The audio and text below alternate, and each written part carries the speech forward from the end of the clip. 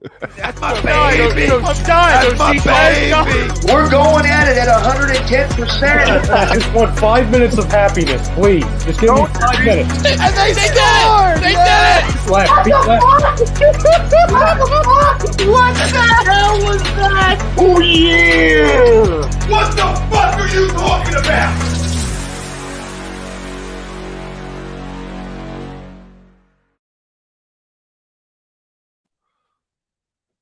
What is up, fam? We are back for another episode here on A2D Radio. This is the Weekly Roundup. I'm your host, as always, Steve Rochelle, being joined by this lovable goofball over here, Mr. Zachary Burr. Is it better this week? No more lovable degenerate? You're the lovable goofball? I mean, I'm always the lovable goofball, but I'm just, we're feeling good this week, wink, wink. And, therefore it's probably a little bit better than most weeks. You're feeling good. Yeah. I've been having a rough week, man. Miss work. My nose has been on fire. My throat's been on fire. I had to get my COVID test. I don't got COVID. I taste everything. I'm not sorry, but whatever. When you smoke the stuff that we do, Hey, man, yeah, it keeps it away. But this right here, Stephen, this is how the flicks have been making me feel over the past few.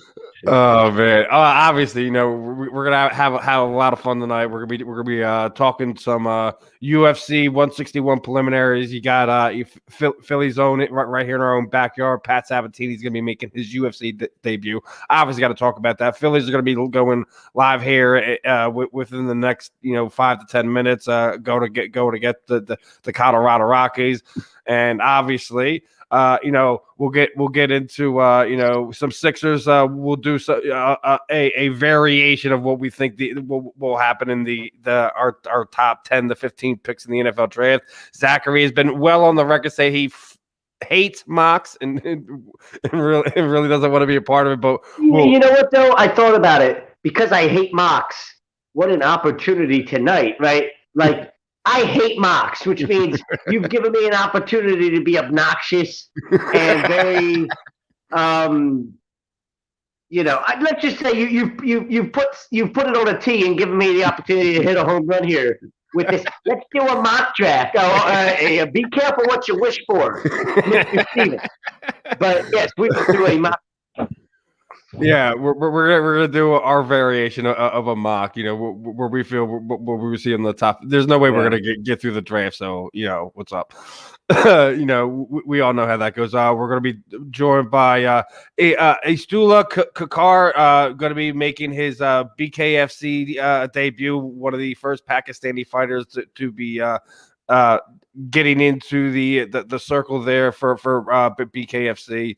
Talk some Sixers, whatever else we can happen to squeeze into to it. You guys got some questions, obviously, hop in there, Facebook, YouTube, Instagram, Twitter, Twitch, Periscope, whatever your social media platform of poisoning, subscribe, all that fun stuff. And obviously, this week's show is brought to you by XBO Realty LLC. If you're looking to buy or sell a home, looking to change your career or brokerage, contact Alan Foy of XBO Realty LLC at 302-682-8820. Visit him at alanfoy@exporealty.com. And this week's poll question, ladies and gentlemen, we got to ask you. We got to ask the fan, what do you think? After the debacle last night, Zach's already been sitting there saying he's not giving a good feel on this bullpen. Will the Phillies bullpen cost them this Colorado series? Agree to disagree? Let's hear everyone's comments on this one. Obviously, still early in the series, but we'll see how it goes. But it has not been a strong point to say the least over the last week. Fair statement. What is up, Tommy? Archie Bradley's on the DL right now, or the IL, whatever the fuck we're calling it now, the stupid fucking IL. Yeah, I grew up with the DL, and I won't stop calling it that. But Archie Bradley's out because of injury. Let's go with that, right? And that was the huge bullpen signing, and it's hurting us right now.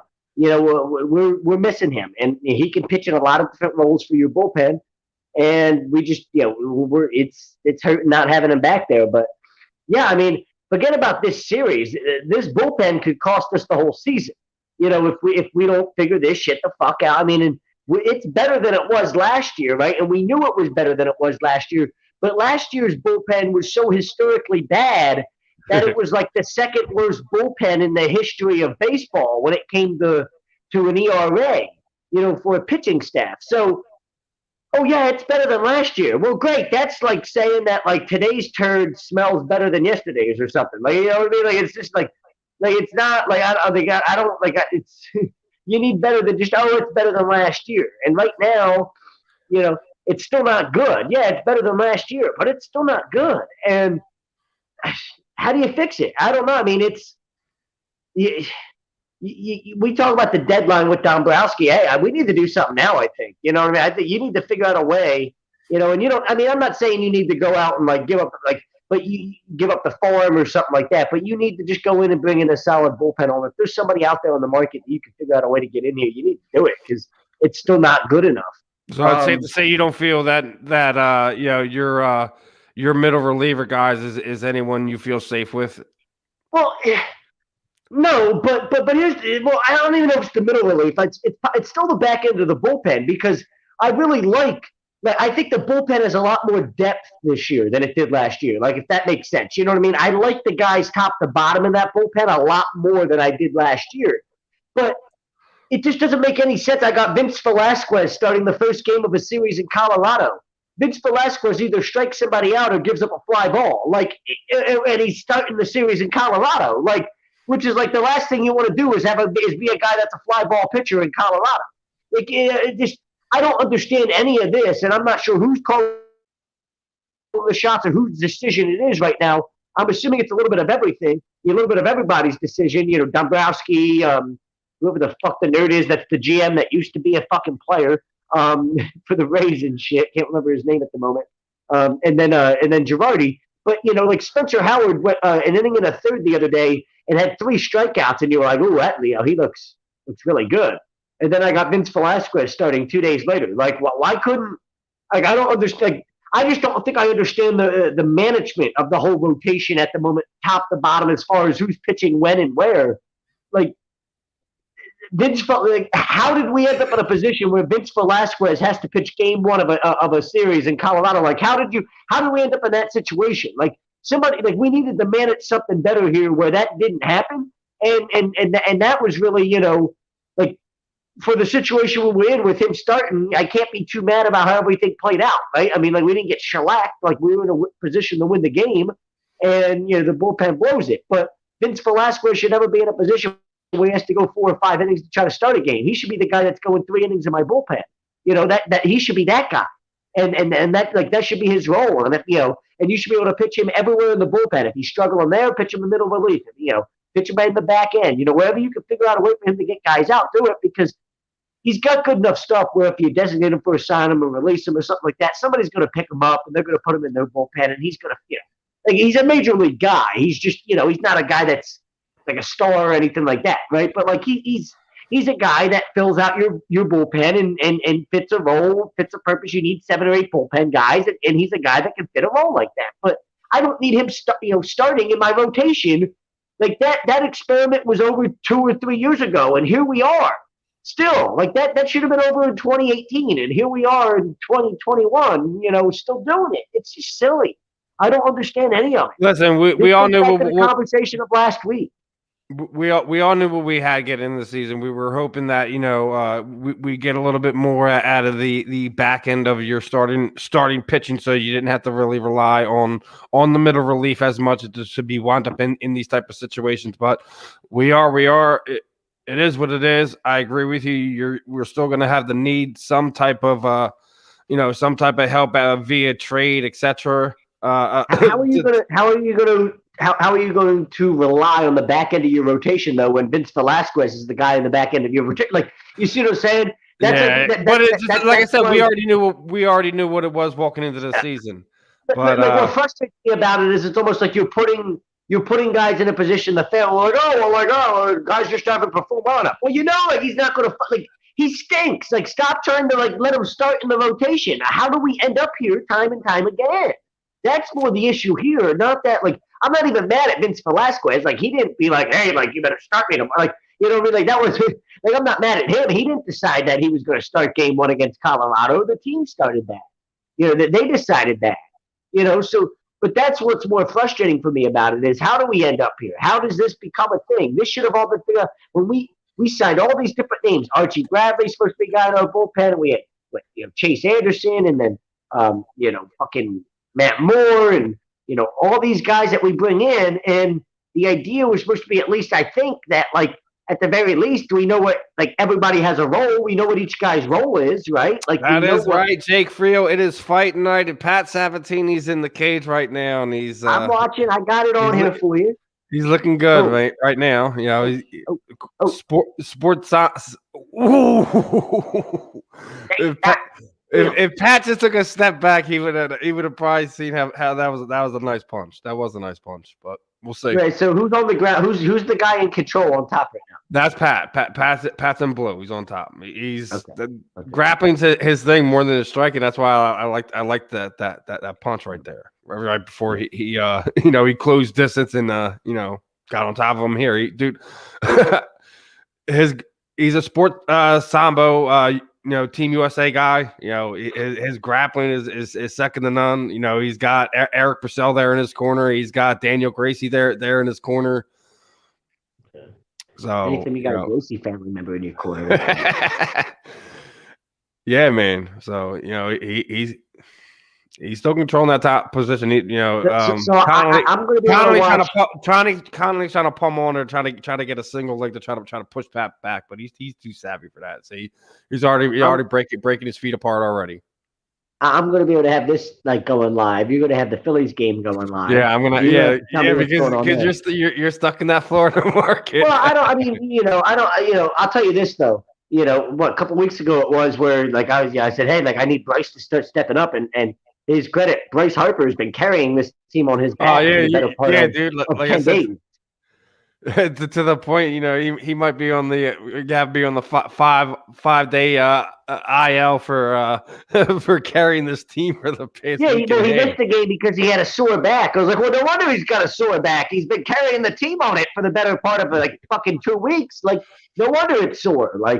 Good Lord. Yeah, now now Pat's gotten him flattened out. He's in half guard, looking to pop that other leg out. Nice shot there, pushing him up against the cage now. That's trouble. Why would you give him your back? If he gets that other hook in, that might be trouble. Right there. See how he kicked his foot up there? Here it comes. He's gonna straighten that leg out. He didn't quite got it. Oh, he's got up. Forget about it. Now he's got his back. He's got the body lock in. It's up to him what he wants to do. If he could go for arms, he could go look for a rear naked choke. Definitely has the body lock. He just couldn't lock the one. There's the choke. He might have it. No, he still got on the face. No, he's still fighting with it. He's still got his chin tucked into his elbow. He's still fighting with it, but it's just a matter of time before Pat winds up catching him here. See, he's trying to just fight Pat's hands. That's all he can do because he's in that body lock. He cannot fight any other position right now. It's hard to get. It's hard to get out of that. Hit him.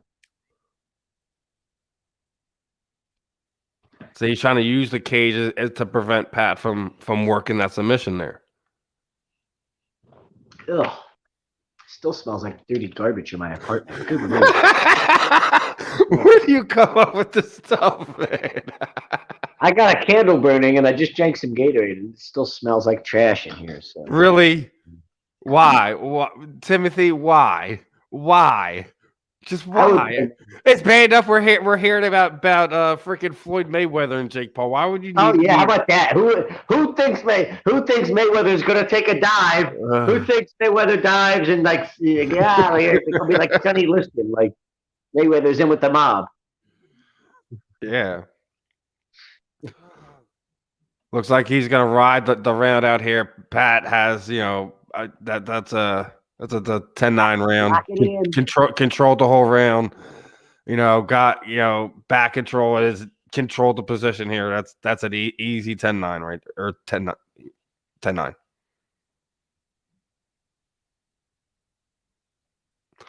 Like I said, his grappling is second to none, man. I guess they're going to Connolly in his corner right now. Let me switch back over to the Phillies since we're in between and we can see where we're going. All right, here we go. Top of the first, one on, one We're out. gonna have the Lakers Mavericks that are gonna be playing. Harper's up the bat. Nice. Swing and a miss. Swing and a miss. What? What's up, B. Will? Need to score some runs off of Bias Antonella. Need cuts to show a pulse. Pulse. Yeah, we need a leadoff hitter. I mean, that's really the biggest issue right now. Is we just don't have two leadoff hitters. Got one there. You got 2-2.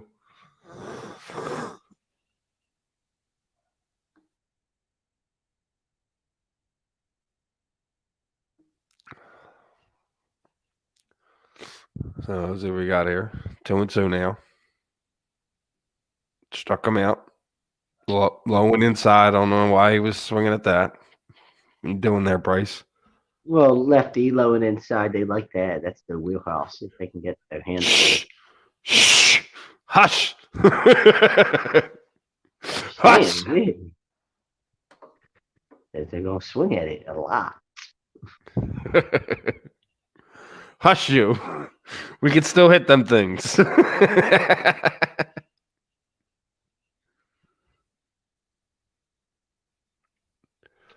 My hair's in a ponytail now, Steven. Did you notice that? What happened?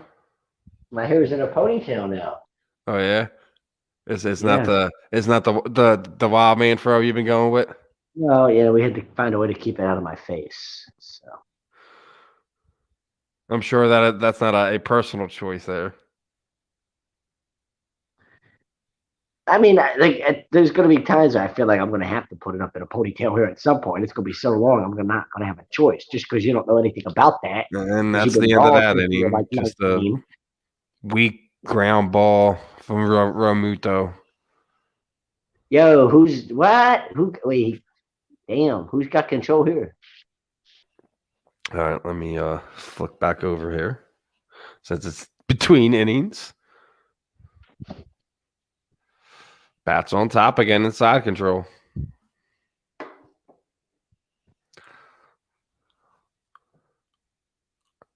So I told you, Sabatini's on top in side control. He's in the blue shorts. Damn, need the fuck out of his ribs. What are you gonna do there? That's the only thing you can do. Yeah. Oh, here's a nice question from YouTube, right? Just the overall baseball question. Who's the better player not going by stats, Harper or Acuna? That's a beautiful question, my friend. That is a beautiful question. Acuna is the better player just because he's younger, just because, like usually, like if guys are close in their production, I always give the nod to the guy that's younger. I think because Acuna is 21 or whatever it is. Is he going for a leg lock or a leg bar? No, yeah, he was trying to get that position to get a like a knee bar look like. I mean, but you splitting here. Who's the better player? I mean, if you ask me who I'd start a franchise with right now, Acuna, of course, because he's younger. But as we saw, the stat that came out, a few, I don't know, a couple weeks ago, whatever it was, over the past 5 years, Bryce Harper's in the top 10 of every significant offensive category: on base percentage, home runs, RBIs, runs scored, all that. Pat is just showing he just has too much grappling for this guy. It's just going from position to position where he's just the one in the dominant position here, is controlling him for another 3.5 minutes at this point in time. Yeah, Acuna's a guy though. I could see. But yeah, going I'm with 40, you there. Like it. It's you really are splitting hairs. Like you have to go with Acuna's youth, and he's just amazing on just about every facet of the game. He's going to be one of the guys that we're going to be talking about continually over the next 5 to 6 to 7 years. In his case, in his hopes, hopefully 10. I just in some ways though I don't like the question because I think Harper for me, he's just the perfect player here. He's the leader. I think if you're gonna say that, I'm still gonna go Harper because of those intangibles. We see what he is here in Philadelphia as far as just being the team guy, being a leader in the locker room and stuff like that. And that's not saying that Acuna doesn't have those traits. I guess it's something that we've seen over here in the last few years. I mean, I think I look at it and I say like Acuna here, he would just be a young stud, right? But like we were in a position where we needed a guy that not only was a star, but a guy that could like kind of insert himself as like the leader of this club, as the face of this franchise, as the guy that said, hey, like, I'm that guy, boys, follow my lead. And Harper's been that since day one. Not only has he played at a superstar level, we saw his first 162 games in a Phillies uniform. What was it? A 279 average, 420 on base percentage, 40 homers, 120 runs scored, things like that. Like, all those numbers, like those are all elite. Like you can't, how can you complain about any of it? You can't. And then on top of it, he's definitely the leader of this team from everything that we've seen. The young guys on this team, the Hoskins, the Moniacs, all that. They, he's without question the leader of the team. And Acuna is so young, he's not really in a position to be like that guy yet, right? He could be the face of the franchise for Atlanta, but Freddie Freeman's the leader of that team, right? Like even you'd say Freddie Freeman's the face of that franchise even. Acuna's a young stud on that Braves team, but Freddie Freeman's the face of that franchise, right? So I look at it like that. Like Harper, for me, he's like the Braves have Freddie Freeman, we have Bryce Harper, right? Like that's our superstar that's also like kind of like the face of everything. Whereas I would love to have an Acuna on this team, a young stud. We just don't have one. You got another one from Jet here. Is Baum a good player? Do you think the Rookie of the Year runner-up is a fluke because it wasn't a full season? This guy's got to learn to use his eyes. Alec Bohm, I mean, he's a stud, bro. I mean, you get, use your eyes and look at what the kid is and what the kid does. He's a stud. He's flat out. His build. What's funny is the way he's built. Like, he's a little bit stronger, but like he's the guy. He's like that tall, athletic, build. Like he might kind of built like Jason Worth in some ways, right? Like he's tall. Like a little lanky. Like I said, he's a little bit bigger than Worth is in that way, but still tall, a little lanky, but athletic and can really hit the ball all over the field. Drives the ball, gap to gap very well. What up, Frank? Of course I'm watching the fights. Pat's fighting right now, man. Of course I'm watching the fights, Frank. Come on, stop it. I've got Zach over here watching the fights too. We're going back and forth with some baseball. Of course we're watching the fights over here, Frank. Pat's fighting. Daniel's down there too. Come on, really? Bohm is the guy that Bohm could be in MVP discussions, here in the next few years. I think he is a good player. I don't think it's a fluke, man. I really don't. The question is he going to be a solid player for you? Is he going to be an all-star? Like it's really up to him and the guys around him to help him develop and to more of these skills. But yeah, I think Alec Bohm is not a fluke, and he is he will be a solid Major League Baseball player, regardless if he stays here and becomes a superstar, if he gets moved in a trade, whatever. I think wherever he winds up being, he will be a solid player. I think he's going to be more than solid, and I think it tells you everything you need to know when they hit him in the fourth spot, right? You got a guy that's in his first full big league season, whatever you want to call it, right? You should be lagging for Frank. Come on, man. You know better than that. You know better than that, 162 game season. Right, and Bohm is. See, Frank says it. Bohm will be a star in 2 years. You look at this lineup. You go Hoskins, Harper, Bohm. That's your, that's like your big three right there, right? Like that's the three that Real Muto's in that. So you got four, right? You got Hoskins, Harper, Bohm, Real Muto. There's your four. Like those are supposed to be your four studs in your lineup. And like when you're a guy that's in his first, full or second full big league season, whatever you want to call it, coming off second in the Rookie of the League voting, and you're considered like a guy that's, like a stud in the heart of the lineup. Yeah, it tells you everything you need to know. And he's not just that guy because like we don't have anybody else. We got we got a really solid lineup top to bottom, and he's considered one of the best hitters in it. And you look at his approach for a kid that's 24, however old he is, to the professional at bat every single time, right? He understands how to work a count. He understands how to give you a professional at bat, hit the ball to all fields. Different. He's kind of what would you hope Mickey Moniak turns into in about another 20 to 30 games. Yeah, I mean, I don't think Mickey. I think Mickey's a guy. I'd say Mickey can become a solid MLB player. Bohm's a guy that's going to be a superstar, in my opinion. He's a guy that could be an all-star. He's going to be in MVP conversations in a few years.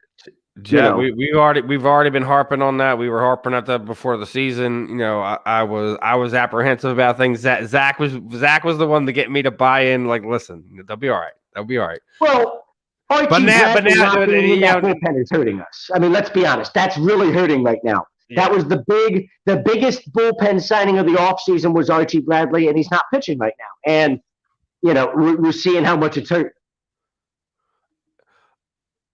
No one's sitting there debating that fact. What you're saying is, I disagree, Frank. Your hope, man. Your hope is that it's a 21-year-old kid. Like the kid's 21. Like Roman Quinn stinks. Roman Quinn doesn't know his elbows from his ass on a baseball field. and we're over here talking about how Moniak's 21. Roman Quinn, we've been hoping Roman Quinn was going to figure it out at the big league level for 5 years, and he hasn't. Odubel Herrera beats his wife, and he's Connolly finally gets pat on his back. Look at this. It took him damn near 14 minutes to put him on his back. Yeah, and there's only 18 seconds, so he'll fight it off here. You would think 20 seconds. Now it looks like he's trying to work something, but he ain't got nothing here. But Herrera gives me the same headaches that Roman Quinn does. So, like, for me, it's just like, oh, my God, like, both of them. I'm just done with both. Like, I'm cool with Moniak being the everyday center fielder, and then Adam Hazley can't figure out whether he wants to play ball or not. Like, which I've got you, Zach Greinke couldn't figure that out for a long time early in his career, and then he went on to be a Cy Young Award winner. So, I mean, I'm not trying to knock the guy as if, like, but right now, he can't decide, what's up, and he's got to go figure out his personal life. So that leaves us with little options. McGregor for life. What did he get sent to jail? McGregor for life. What did he get sent to jail? Did I miss something? Like, let me stop. Is there a reason that Roman Quinn's stealing at Roman Quinn is horrible? Yeah, of course he is. Exactly. But Roman Quinn shouldn't be stealing at bats. Oh, we know that was too late. Pat had him in so many. Like he was just finding desperation at that point in time. It looked like Pat was just trying to keep away from him, trying to get so he didn't get caught in anything wild. You know what I mean? Because he's in desperation mode at that point in time. I don't even think you can even question that's a 30-27 in my opinion. See, this is what I was talking about, and Zach doesn't want any parts of this, Frank. But what Herrera hit 200 in spring training. He hit 200. Like, you know what I mean? Like, it's not like what we were talking about Herrera as if he's a guy that's all of a sudden going to change something in this lineup. Like, you know what I mean? Like, yeah, we signed him to that contract, and he was an all-star, 4 years ago now or whatever. But, like, that's like 3 years ago, whatever it was. But, like, we have no guarantee that guy's doing anything for us. Like, and even when he was hitting, 260? Like, oh, my God, how many times did he make you, want to punch yourself in the face with his frustrating low IQ baseball plays, Like, but the guy hit 200 in spring training. And then, for me, you beat your wife a year ago, you get suspended from baseball, all this, you're out of the game, and you hit 200 in spring training. I mean, he's lucky to even have a roster spot. It's probably because of his lineup, his contract. Right, well, that he even has a roster spot anyway. Here's the decision. Daniel, Eric's in the cage. Pat looks like he's won the decision, as you would expect. Hopefully, he. My problem with bringing Herrera up is that if he's up, he's going to start getting everyday at bats, and I'd rather Moniak get the everyday at bats and then have somebody else be my fourth outfielder. Now, here's something I want to ask you. Your backyard down there in Florida. That's where they are right now. Big UFC event, full capacity crowd. For first time, you're having that for MMA right now. Big deal right now. if we weren't on air, I'd definitely be having that volume to hear the roar of this one. Yeah, I gotta go get. I think I gotta go get the vaccine. That way, I feel like I can go to all these events and not have to worry about shit. You know, my biggest concern is because I umpire baseball. Like, I got to be around all these snot-nosed little kids, and I don't want to catch something from one of them. So maybe I should get the stupid fucking vaccine. But he's really not at this point. Herrera is? Yeah, that's what Frank's saying. He's better than all the other outfielders. Yeah, and if he was that good, Don has returned. What is up, brother? Where you been, man? Hold on. If I end up, my video ends up going out, it's because I'm looking up Odubel Herrera's. I mean, the minor league season hasn't even started. It doesn't start for another. Tommy's like, get the shot, Zach. Get the shot. Yeah. I'm hearing that. It doesn't. I don't know. Herrera, for me, it's like, damn. That's what I feel. I'd rather trade him for a bullpen piece. That's what I'd rather do. Yeah. I'm with you there. I'm definitely with you. If he gets you a solid arm, I'm with that.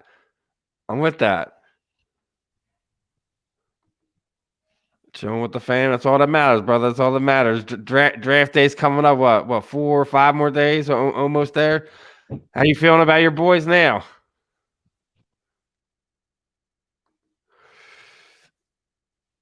Oh, man. We're not going to be taking Trey Lance. Don't say that, man. He would do that. Do you realize this, Don? That's our fear. Is that Howie is this much of a freaking idiot? He would take some. It would be for a guy like Justin Fields. Like, that would be the quarterback he would trade up for.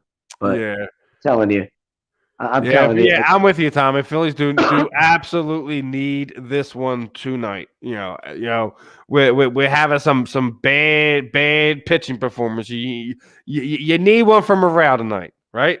The pick that 12. I'm telling you, and is Elijah Vera Tucker's the name I'm going to keep bringing up. Like, that's the name where it's like, oh my god, like looks like that's the type of move I can see him doing at 12.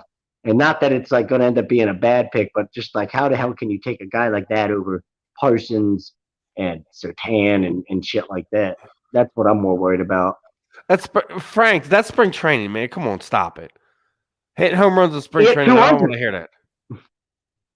Don't want to hear that. He doesn't walk at all, so he's not on base. Like, yeah.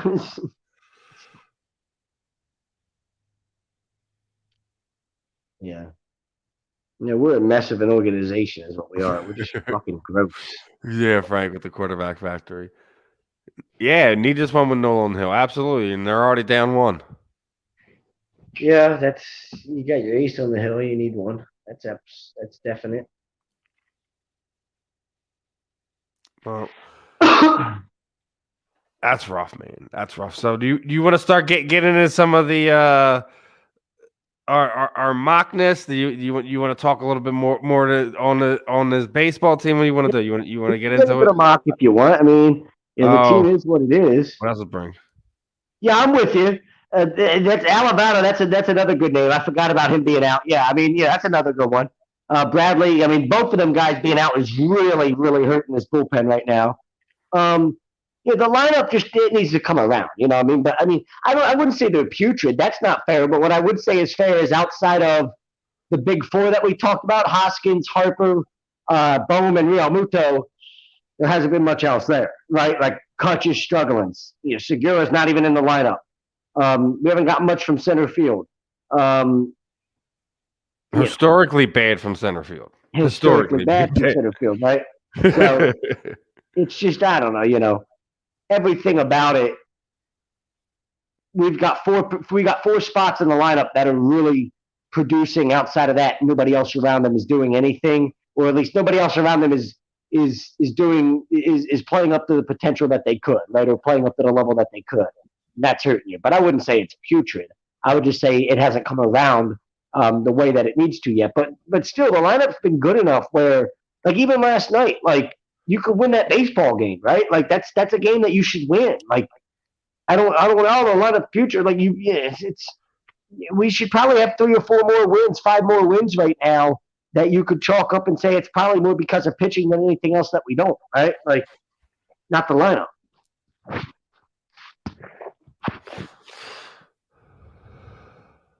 Thoughts on Matt and Moniak so far? You know, it's still early. You know what I mean? Maton looks. He's a guy that I look at like he's going to be a super utility player. Maton. Moniak needs every day at bats. I mean, people bitched when he's 0 for 12 with 8 strikeouts to start the season, and then he hit an opposite field home run the next day. Like a guy that scores up a ball like that can hit the ball gap to gap and has the ability to drive a ball the opposite way and hit the ball out of the ballpark like that from the left side of the plate. You know, he just needs, at bats to try to put it all together consistently at the big league level. My thing is there's nobody at the center field position for this team that's good enough that, like, for me, like, warrants him not being able to get those everyday at bats. Like, I get it with the Herrera talk, but he shouldn't be stealing at bats from a 21-year-old kid that possibly could be the future. I don't want to. That is a problem, Rob. Roman Quinn is still in Florida. What is his batting average is sub 100 at this point in time, isn't it? At the moment, he could be your fourth outfielder. Like, you know what I mean? Of everybody, he's your fourth outfielder. People want to throw, Moniak's a fourth outfielder. No, that's Quinn. Just because I know if he's my fourth outfielder, he's not stealing at bats from anybody. He's exactly what he's supposed to be, a fourth outfielder. I mean, I'm not saying he doesn't stink, but Herrera should be up. But no, Herrera stink. For me, like, Moniak might stink, but so does everybody else. And, like, the 21-year-old kid's the one that I want to ride with at the moment to see exactly what he is. All right, so, we're in win now mode, Tom. Good for us. Herrera hit 200 in spring training. Herrera stinks. Roman Quinn stinks. Maybe Moniak does, but I'm riding with the youngest option. Is Gary's going team Masterval tonight? What obviously we will have a UFC pay-per-view tonight. UFC 161, 3 belts are on the line. Jorge Masterval. Because that's still his son, and I still can't believe he's defending the guy like it's his own fucking child after he beat the shit out of his wife a fucking year ago or whatever the fuck it is. Disgraceful. Anyway, Tom telling me Herrera should be up. Fuck you. You know what, Tom? That's what I feel like right now with your Herrera talk. Herrera should be up. To do what? To give me a fucking headache again when he can't fucking run the bases correctly? Or he makes another mental mistake in the fucking outfield? That's what he should be up for? As you like to say, grow up. You want to fight McGregor? Why? What did he do? I mean, he's done a lot of crazy stuff for people to want to fight him. I just want to hear your reasoning behind this one, Chris.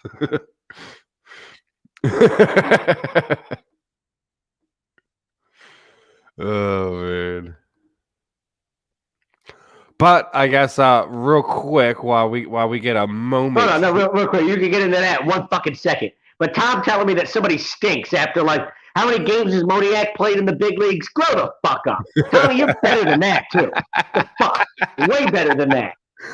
All right. Well, that being said, this next segment of the Weekly Roundup is brought to you by Body Check Wellness, and there are a lot of products that promote wellness, balance, recovery by using the full potential of hemp. They come in extract, blends, gummies, and topical. Use promo code A2D for 20% off. He's going to jump in here in a minute.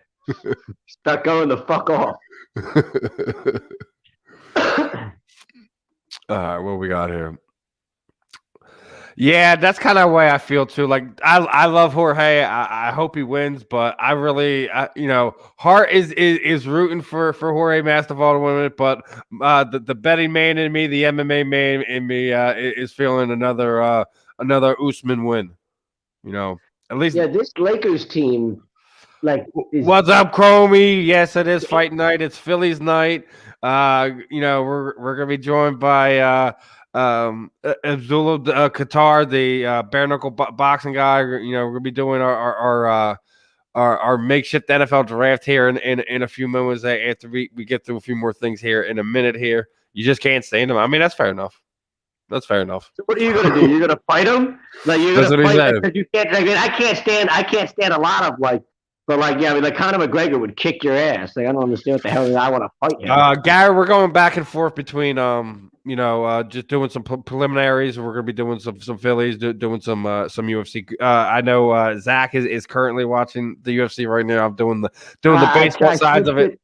I switched it to the Lakers Mavericks game. Oh, really? Oh, so Pat got off, and you're like, I'm done. I'm done. Why, man? You got All right, back on now. Oh, damn, head kick. Carl Robinson announcing. Yeah. The fucking left hand. That would have been fucking crazy. Yeah, these are two. Yeah, Robertson. What was that? Allen. I gotta check who he is in a minute. And my dog's going nuts because all the people outside. Appreciate the love, Gary. Appreciate you hopping in. And speaking of which, I'm letting you guys know, guys. Make sure you guys are hopping in here. And the super chats on YouTube are always appreciated. Make sure you're subscribing. Got a lot of fun stuff lined up for you in the next few weeks. Trust me, guys. You don't want to miss what we got going on. What are you frozen over there, Zach? No, I mean I told you if something happens, it's because I'm over here looking at. I've got all the NFL. I've got all the NFL prospects and things like that up. So please, Chris, elaborate. I want to know how you're going to destroy him, brother. Please, I need to know. I need to know, man. I need to know this.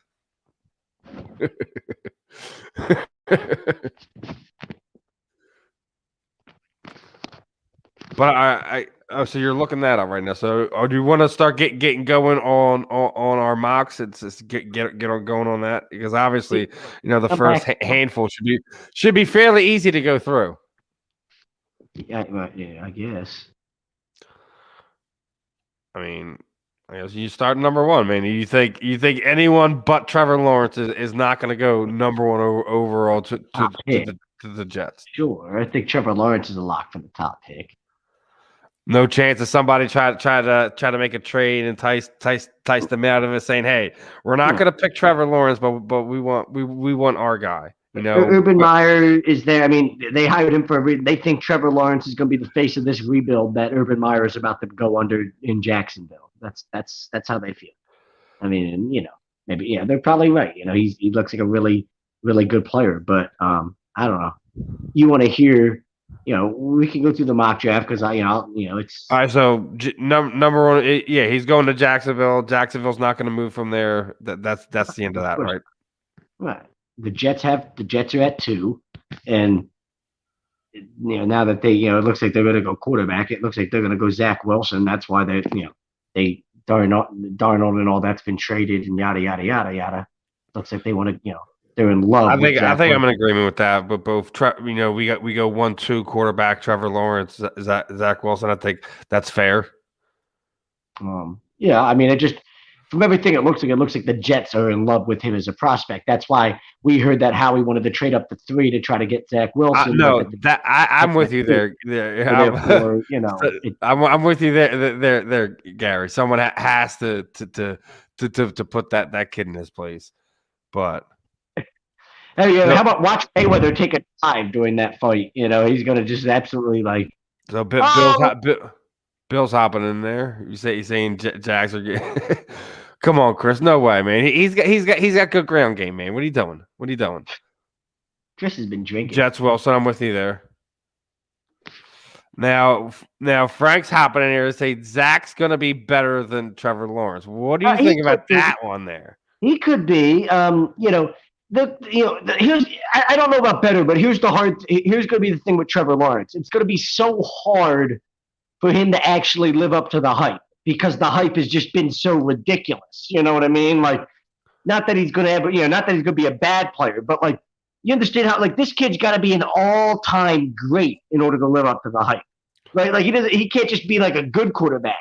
This kid's got to be an all-time great player with Jacksonville to live up to the hype that he's kind of got. So I think that'll be a little bit hard, but Zach Wilson could be, I'll tell you what, and again, like this will be something, I like to go out and Greg Milekovich is in the house, and he's agreeing to the poll that the bullpen will continue to cost Phillies games and will cost the Phillies the series against Colorado. That's fair, right? He said he's already not handling the hype. All right, that's fair enough. Now we move down to 3. Or is Miami still taking a quarterback? Is the Tua love affair over? No, remember the 49ers have that pick now. So yeah, you're right. 49ers traded up to get that pick. And it seems like everybody thinks that they're going to go Mac Wilson, or not Mac Wilson, Mac Jones, excuse me, from Alabama, Mac Wilson, Zach Wilson. But you got Zach Wilson going too, and everybody. It seems like everybody thought that they traded up, and then the talk was them going Mac Jones from Alabama. But yeah, I guess who knows what happens there. You would think they're taking a quarterback. That's why you trade up to 3, right? Whether it's Trey Lance, Mac Jones, whatever the deal is. I think that's kind of the consensus is that it's Trey Lance there, right? You think it's Trey Lance now? Well, I think that's what the consensus is. Well, when they first traded up, all the connections. Yeah, see Mac Jones. See what Bill's talking about. All the connections I saw when they traded up was that they were extremely interested in Mac Jones. Now that doesn't mean they won't take Trey Lance. That doesn't mean they won't take Justin Fields. But I saw all the connections to Mac Jones. Watching Mac Jones, I'll tell you, I think like a lot of people are like laughed at the idea of Mac Jones possibly going 3rd overall. I don't think it's that crazy, and I think out of all the quarterbacks, he could end up being the guy that has the most solid career, because if he goes to San Francisco, he could end up in the best position early on in his career. Jacksonville's kind of a mess. New York's really a mess. San Fran's a great place to go right now, with their structure and everything that they have. And when I watch them on film, obviously Alabama, it's Alabama, right? Like, they're not. They win national championships. Gary's a Steelers fan. There you go. Get some upper PA love. Now Frank says he thinks they're gonna take Fields there. They're going to take one of those. They're going to take one of the quarterbacks. I wouldn't be surprised if you see that flip flop or where you see. I just Fields. Seen... Fields can go to San Francisco, and then the Falcons will take whoever, whether it be Jones or whether it be Lance. I just haven't seen Fields connected to the 49ers at all. I think if it wasn't Jones, they're going to take Trey Lance. I think Lance is the guy that they're more. Going to go. I'm with you, Frank. I think Mac will be good. I really like his pocket presence. I love his pocket. But when you watch tape of Mac Jones at Alabama, when you watch his film, Steven, I'm dead serious. Go watch some Mac Jones film at Alabama after this show. After I say this to you, and go back and look for the things I'm talking about, and tell me if you don't see the same stuff. His pocket awareness and his pocket presence is phenomenal for a young quarterback, and it's something that obviously at the NFL, if you don't have the big sexy arm and you don't have the elite athleticism and all that, you can win at the NFL level with the ability to move in the pocket, have pocket awareness, and the ability to understand where the pressure is coming from and be able to avoid it, and all those things he understands. Just a real quick so people know, Brendan Allen got the freaking toe hold submission on my man Calvin Robinson there, man. They were both in that 50-50 position there, both kind of playing footsie so to speak. And Brendan Allen gets a submission, man. That was beautiful. But so we think the top 3 picks in the draft. We think the top 3 picks in the draft are going to be quarterbacks, right? I mean, I think it's fair just because that's where all those teams' needs are. It's kind of touche where most of the time that's where it goes. Hopefully, like I said, and that's where I want to say, do you think any one of you see a trade within the top 5? So we're at the next one with Cincinnati. You think Cincinnati moves from there, or do you think they Atlanta has the 4th pick? Atlanta has the 4th pick. Yeah, but I thought we would say. Well, I thought we said no matter what that like we just said Fields. Either Fields would go to San Francisco, and either you'd see Jones go there, or you'd see Lance. I don't think it's guaranteed that Atlanta's taking a quarterback. I really don't think that's a guarantee. Now, what do you see there? I think Atlanta could take Kyle Pitts. I think they could take a guy like Jamar Chase. I think they could take Penei Sewell. I think there's a lot of different routes they could go there. I think they could take a quarterback too, but I don't think it's a guarantee, especially if the first 3 picks are quarterbacks. If Trevor Lawrence goes to Jacksonville, if Zach Wilson goes to the Jets, and then say Mac Jones, just for argument's sake, goes to the 49ers, I don't think it's a guarantee that Lance or Fields go to the Falcons. I think it's possible that you don't see another quarterback take. I think the Patriots maybe could trade up into the top 10 I think it's possible that you could see them. Now, Bill. Bill says the Bengals are going to take Chase, especially if we're going to say Pitts is going to Atlanta, right? He's gonna be going there, right? I think it's possible they could take a freak like Pitts. It just seems like the type of thing they like. Julio Jones, a freak. Kyle Pitts, a freak. You got all those freaky athletes around, Matt Ryan. I could see that. Just for argument's sake, I'll say the Falcons go Kyle Pitts at 4. The Bengals. It seems like all the signs are pointing to them going Jamar Chase. The Falcons could also go with Sean Slater, the other offensive lineman from Northwest. So they could go Slater, Sewell, or a guy like Pitts, or they could go one of the quarterbacks. I mean, I don't know. I would just looking at like the way everything plays out. The idea of a quarterback being being the first 4 picks of the draft. When does that ever happen? You know what I mean? Like that just to me is a little bit crazy. They still have to stop people on defense, Frank. They still have to stop people on defense. Yeah, see, I'm with you, Kyle. And like that's a stud tight end that they can line up all over the field. He can play wide receiver and chip for him too. Yeah, I mean that offense is, if you wanted to make one final run and say, let's get the most out of Matt Ryan we possibly can here for the final couple years of his contract. Yeah, I mean that's exactly the move you go with there, right? Yeah. So that leaves us at our old pick, number 6, Miami. Is that where you say Chase goes? Do you see the well, if we're saying we think Chase goes to Cincinnati at 5, right? Just because it seems like that's where all the connections are right now. I think Cincinnati should take a lineman, but it seems like the connection is Jamar Chase to Cincinnati at 5 because. So is that where you see you would, if you're there, you say you take Sewell there, right?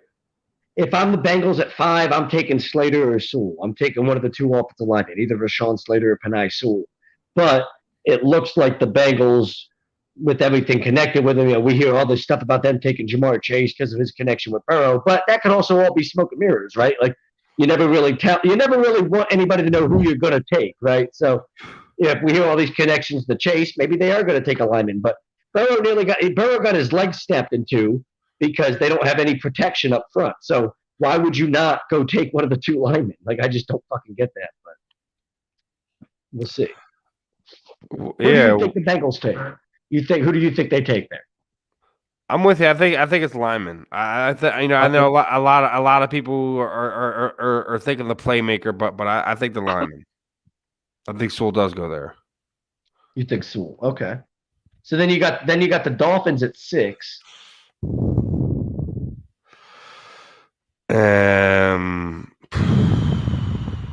I think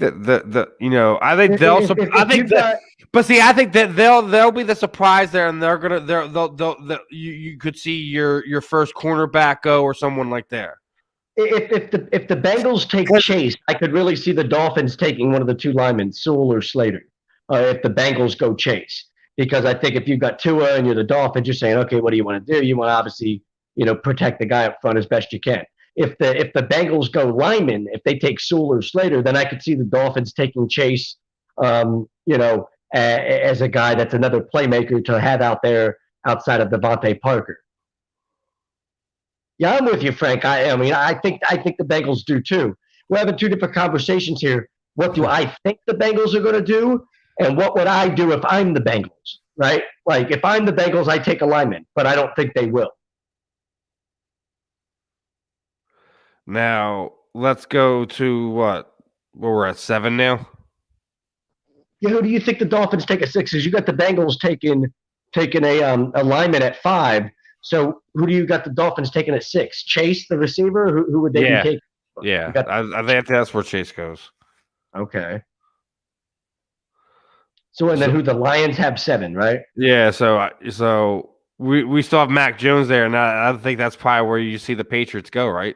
The quarterback final. Patriots trading up into that spot possibly, and like I said, if the 49ers take Mac Jones, I could see the Patriots wanting to try to trade up to get Trey Lance there, or possibly Justin Fields. One of those 2, whoever they consider the better quarterback prospect. It all depends. the 49ers are going to take a quarterback. It all depends on which quarterback, right? But yeah, I think it's possible. That seems like a good spot for the Patriots to try to trade up to 7 there with the Lions and figure out which quarterback they want to try to take and make the future. You're not allowed to take Parsons, not from us. I don't think Parsons goes that high. I know. I think that what he's saying is he's saying they trade back and get Parsons or O-line help.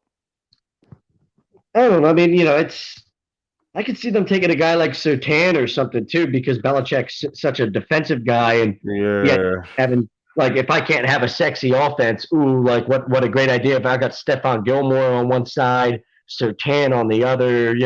I could see that being something. I think we both say that happens there, right? So at 8. I don't think Devontae Smith. I don't like Bill saying the Lions take Devontae Smith. I don't think Smith goes in the top 10. I think there's a chance Smith falls. I'm not saying it should happen, but I think teams are going to be scared by the fact that he's 165 pounds. I think teams are going to be a little bit scared by that, and they're going to be like, yeesh. Yeah, the preliminary fights are already on ESPN right now. The pay-per-view will start at 10 o'clock. But yeah, I think there's a chance Smith falls. If the Lions stay at 7, that's interesting. If they stay there instead of trading it, who do they take? I definitely think the Lions move, and I think that's where New England moves up and gets their quarterback. I'm with you there. I'm with you. So Carolina picks at 8. Yeah. So you think that's where the other lineman goes? It's possible. Sure, it's possible. They could Chase and Pitts are off the board, right? They're not going to go. I guess they could go quarterback there. They could, like, if Justin Fields is still on the board, I could see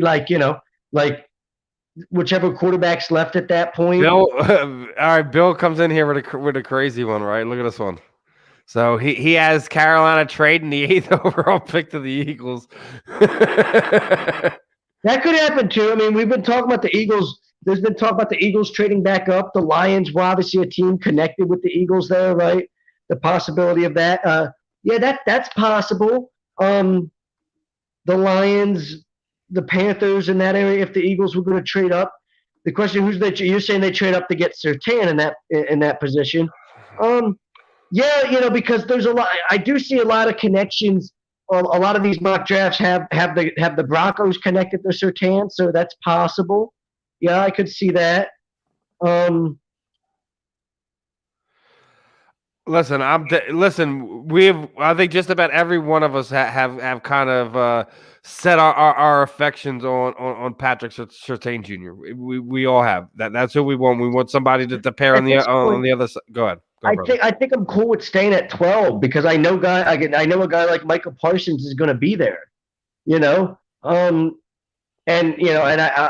would go Parsons, right? But I know there's a lot of people out there that are big on Jalen Waddle, and Jalen Waddle would be there at 12 as well, right? Like Devontae Smith will be there at 12, in my opinion. There's a chance that J.C. Horn's there at 12.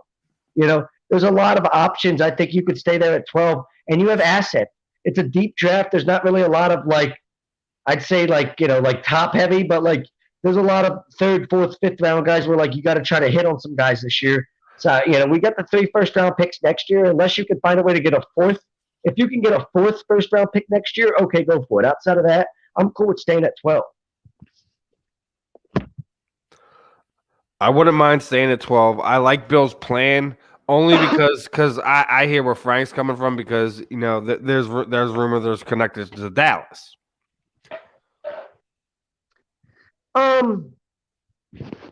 Yeah, I hear Dallas connected to Surtain or Parsons. I don't know. That just seems like I hear a lot of that. Oh, Dallas is going to take somebody to spite us just because they did the same thing a year ago, and I don't necessarily know if that's true. Frank says they should trade Dan with the Patriots. That could be another option to play into that one. But let's just say, for argument's sake, where we're at, we're still at 8. We still say the lineman goes there, right? At 8, if Carolina stays there, yeah, I'd say no. I'd say, to be honest, if Carolina stays at 8, if Justin Fields falls into their lap there, I think they take Fields. Yeah, because actually that's the one quarterback we didn't. I don't think we named him yet. I don't have Fields going yet. I know they traded for Sam Darnold, but I don't think that necessarily means that they think Darnold is like the long-term future either. You know what I mean? I think it's going to be hard for them to pass up a talent like Fields if he falls to 8, when a lot of people thought he was going to be a top 3 pick. I think that's a bit of a stretch, but who knows, man? Well, we don't have going yet, right? You don't have Fields going yet either, do you? Yeah, I don't have him going yet. So, I mean, when you look at the teams after that, Denver, Dallas.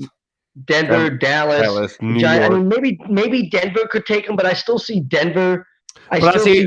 I agree. We're saying there like anywhere around here, right? 8, 9, 10, where you could see a trade to go get your Justin Fields. I could see us trading up. I could see us trading up with Denver at 9 if we wanted to move from 12 to 9. Yeah, because that's where you're gonna have to do it because if Surtain is still there, I think there's a real problem that Denver takes him before he gets to I could see us trade up to 9 to go after a guy like Surtain. I could see that. Sure. All right, what do you think about Don's thinking? Do you think the Bears or Washington try to trade up if a guy like Fields falls at that point in time?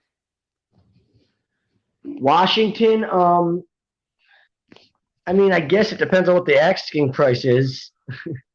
I don't know. That's tough. Yeah, they're in a position where,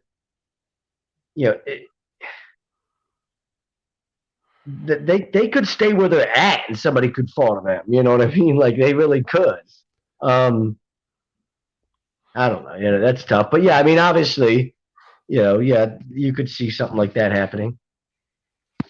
Yeah, man. So he's saying that they could go receiver too. Who?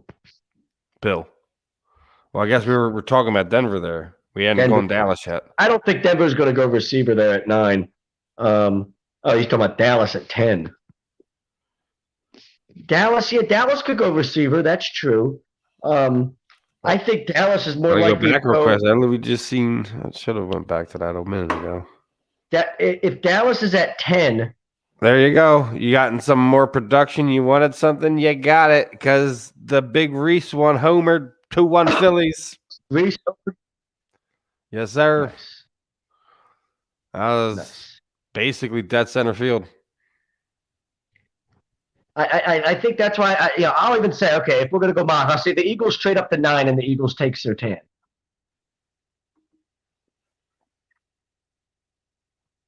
I'll say that's what happens since we're hearing this stuff about the Eagles possibly trading up.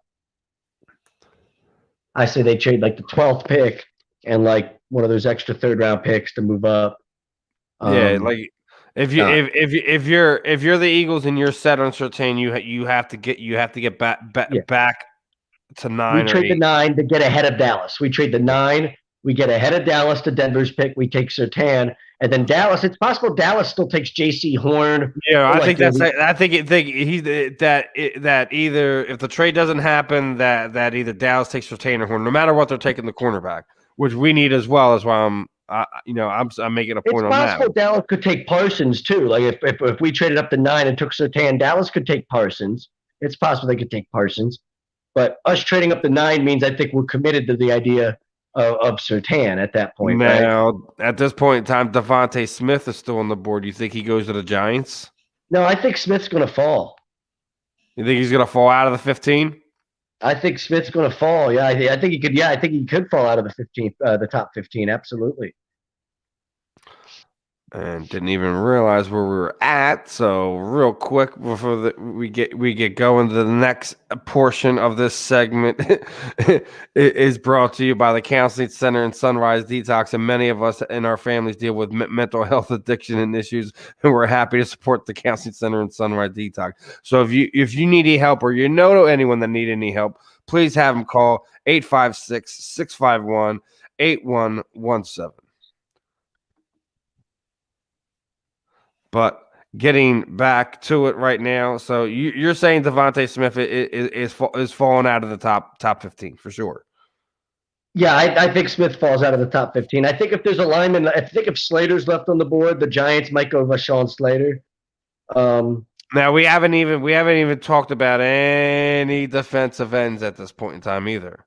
You think at this point in time we'll like as we get in, because we only said we're going to do the top 15, so Yeah, I mean, I think it's possible if because we said if we have the Eagles trading up with Denver, so now Denver has the 12th pick.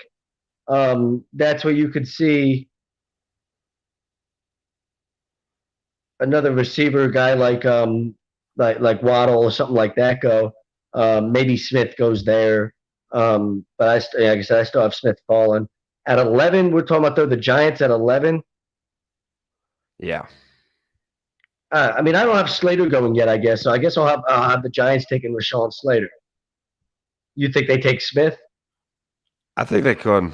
I think I know you still have some question marks there. They still have guys that I think they still think can produce for him, but it's one of those. They went out and signed Kenny Galladay, and that's my big thing is they went out and signed Kenny Galladay. They have a number one receiver now. At least they feel like they have a number one receiver, and it's like, do you really take another receiver in the top 10 when you just signed the biggest, one of the biggest receivers on the market?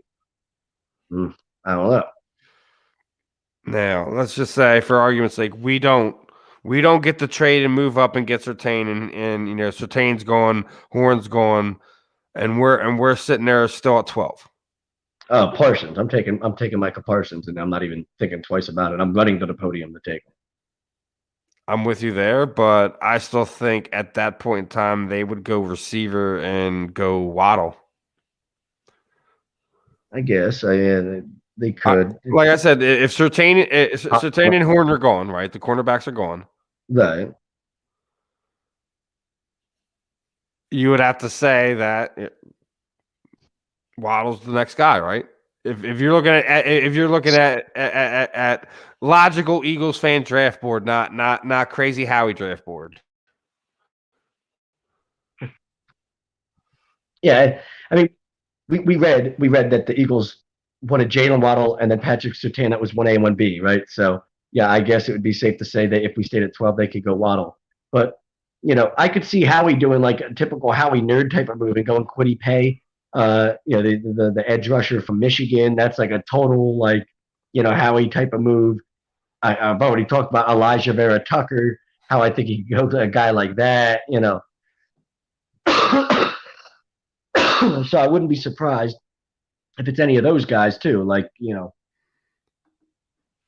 Waddle. If he stayed at 12, Waddle, Parsons. Those would I prefer Parsons. I wouldn't be mad with Waddle. But I can totally see him going Kwity Paye or Elijah Vera Tucker, and that it's just like a total Howie nerd type of move to go and kind of reach a little bit for one of those two guys. Now I'm with that point. If we do wind up getting stuck there, we don't get the chance to move up to get the cornerback. I'm with Bill here that you move back and you go get a few more things to kind of make some moves. What do you get by trading back to 15? Do you get another first-round pick next year? What do you get? We don't need more picks this year. I think we already got 11 of them. That's what I'm saying. If I can trade back and get another first next year, okay. Other than that, I'm staying at 12. I'm taking best player available.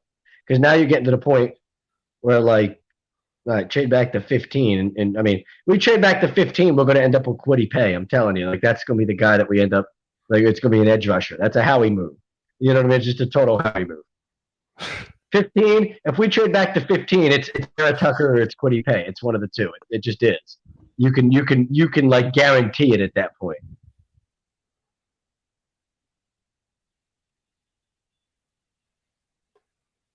So just a third. That's what Frank is feeling there.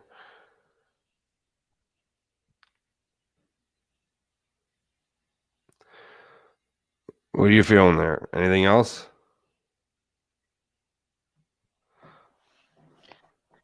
I mean, I'm not trading the 12th pick for the 15th pick And a third round pick? No, fuck that.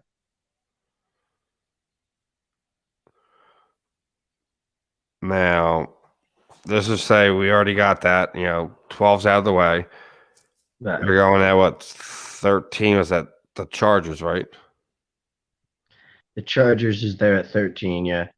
I could see them going Vera Tucker because I already have Sewell and Slater going. I could see them going to Vera Tucker, Christian Darrisaw, one of the offensive linemen that's projected to possibly go in that range just because they want to protect their young quarterback. Frank, that is how he moved.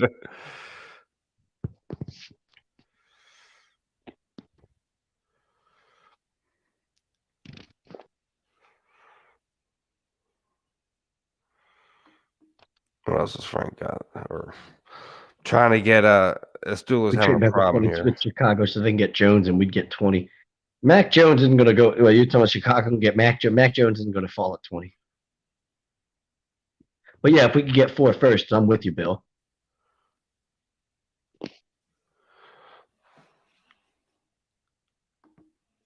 Here's the other one. I think he's a draft day trade, Tommy. I think he's a draft day trade. Or Timmy, I'm sorry. Yeah, I think we could trade him for like a second round pick, third round pick, something like that.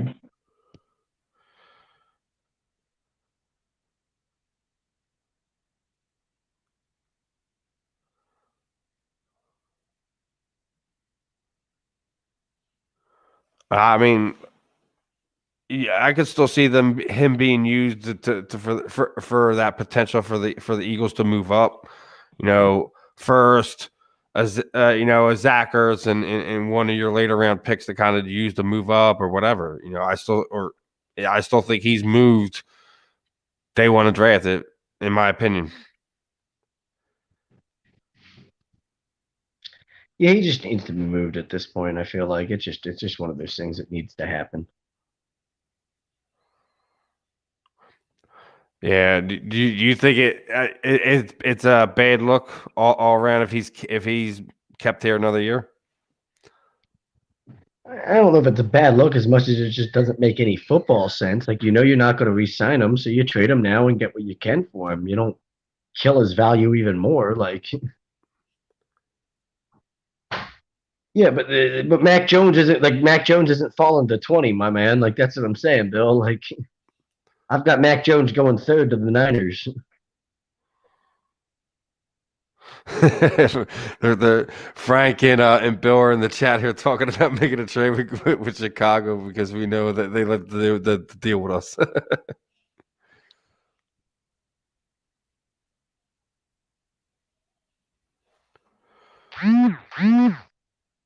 Who's sending you messages? It's one of my side whores.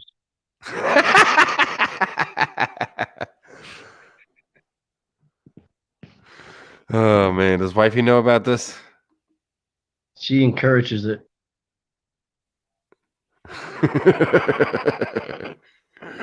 Chicago is dumb enough to trade for 12 and give us the first next year.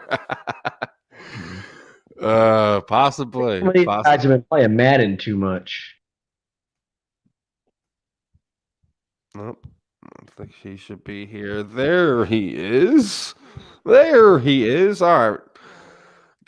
Took him a minute. I think he's figured it out now. We are going to be joined here in a second with our guest for this afternoon. He is BKFC fighter Eaztullah Kakar. How are we doing this evening, my friend? How are we doing?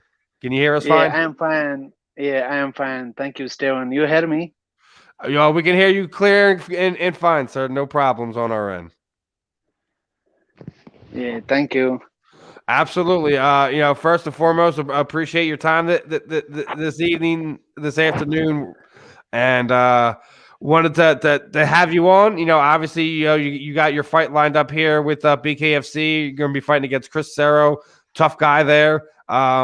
obviously came across you on social media here and seen your story. I just want to give you a chance to kind of let the people know like a little bit about you, how you got into combat sports and Yeah. and Well, BKFC like many people, and yeah, what kind of brought everything to you here. Yeah. got it. Many people trying to know me, like they are reading my stories, and I never thought like they will find me like how I've been through a lot, but I'm lucky, like people are caring me, like they are like following me, and it's good to share the stories, and people will learn, many listen from that, how people being through a lot, like around the world, everyone came from different story. So yeah, finally, so USA is treating me very good. Like I'm very happy. Like it's my biggest fight in my history. I I'm happy, like the first Pakistani in bare knuckle, so I don't know what to say. I mean, hey, look, I'm so excited. I mean, it's a cool thing for you. I know you're despite everything that's happened to you, you're very you're very proud of your heritage being Pakistani. You're one of the first Pakistani men who's going to be fighting in bare knuckle. So it's a thing for you. I'm sure it's a special moment for you, going through this process over this next week or so. Yeah. So now that being said, how did we get from where you were 8 years ago? You're basically in an internment camp, being held against your will. You have to get away from all that, get over here to the United States. How did that whole process happen? I don't like to talk about that past things because it's a horrible story for people. But somehow, I was talking today afternoon with someone. So I said, hey, people are following me and they know about me. I don't like to they know about me these horrible things. But it's good, we have to fight for something to change, like for the world, for the innocent lives. So yeah, I came to Australia in 2013. So I moved to different country, like in Papua New Guinea. So like for the money business deal, so we lock up there for almost 8 years. And so it's a horrible story. Honestly, we lost many people by mentality, by physically, and we lost many people died by suicide. So somehow I keep my fighting there in the detention, I jump it from the camp, and I've been to this Papua New Guinea city. I keep my training there. I fight for my people, and then when I jump to Philippines, I fight it there, and then I came back. So it's like the USA immigration knows about that, so they told to Australia, don't treat people like that. It's innocent people. So that's how we thanks to I don't know what to say to USA. I can do everything for this is my country, this is my home. USA brought me here from very horrible life. I cannot imagine how I came here. Like I cannot believe. So I've been to Philippines. And so when I had 3 fights in MMA for my people, so I had 3 fights in 3 weeks by knockouts. I won all of them Hey, by there you first go. round and all knockouts. Yeah. Hey, there So you when I go. came back, and that's how the immigration USA, they offered me. They said you have to come to us, and I cannot believe still like I'm here. But I'm still not feeling freedom because I have still my people there. It's very horrible. 9 years, like you It's know, it's rough, like man, because you're in a situation where you gotten lucky, right? You have these skills. People have seen you. You had some MMA fights. You gotten this opportunity to get yourself out of the situation. So while you and yourself is in a better situation, you still have people people you care about, people you've made connections with that are still in that situation. So it's rough. Like Brittany over here in the chat sitting us saying you're fighting to change the world. It's yeah, not. and I realized like USA like is the country, they are treating the people all the same. They don't like they don't want to be a different, like Australia treat the people like very badly. but they want to like they give you the chance. Like, see, I following the BKFC from long time, so that's how I'm very happy. Like the BKFC not only bring the fighters, they want to bring the people to. They have different stories and they learn something. Everybody deserves. So I'm really deserve to be a fight in the BKFC. So I'm so happy. Like I'm very ready. Hey man, I'm really looking forward to the fight. First off, I've had Chris on the show before. He's an amazing guy, tough fighter. This is gonna be really excited for more than a handful of the matchups on the card, and it's one of the reasons I came across you. I always, check out all you guys, and that's how I wound up, coming across, Brittany's post, your story, the whole nine. So it's a cool thing. Now, I want to see what BKFC actually winds up doing with you guys over the next week. Yeah, like he's tough for fighters, but not for me. I like he's easy to me, like so because Well, it's my dream.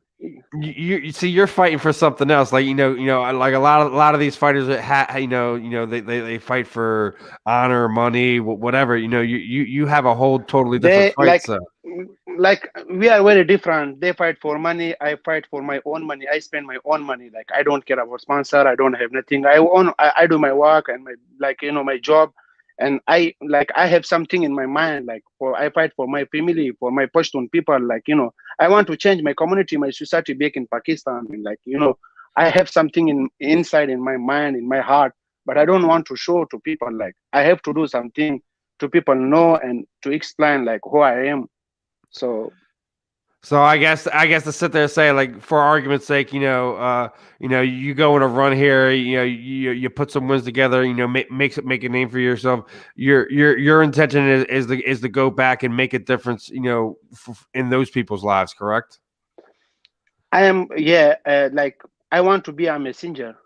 I want to be a messenger myself, to keep myself a messenger. I don't follow money and I don't follow sponsors.